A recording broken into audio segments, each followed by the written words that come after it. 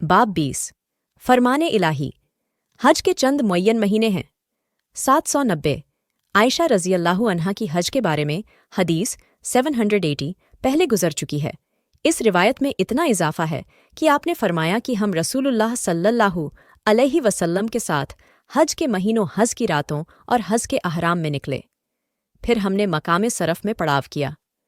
आयशा रज़ियल्लाहु अन्हा फरमाती हैं कि फिर आप अपने सहाबा किराम रज़ियल्लाहु अन्हु के पास तशरीफ़ लाए और फरमाया, तुम में से जिसके पास कुर्बानी का जानवर न हो और वह इस अहराम से उम्रह करना चाहे तो मैं चाहता हूँ कि वह ऐसा करे, मगर जिसके साथ कुर्बानी हो वह ऐसा न करे। आयशा रज़ियल्लाहु अन्हा फरमाती है कि आपके असहाब में से कुछ ने इस हुक्म से फ़ायदा उठाया और कुछ ने न उठाया। आयशा रज़ियल्लाहु अन्हा फरमाती हैं कि रसूलुल्लाह सल्लल्लाहु अलैहि वसल्लम और आपके कुछ सहाबा किराम साहिबे हैसियत थे, जिनके पास कुर्बानी का जानवर था, वह उम्रह नहीं कर सकते थे। रावी ने उसके बाद पूरी हदीस जिक्र की है।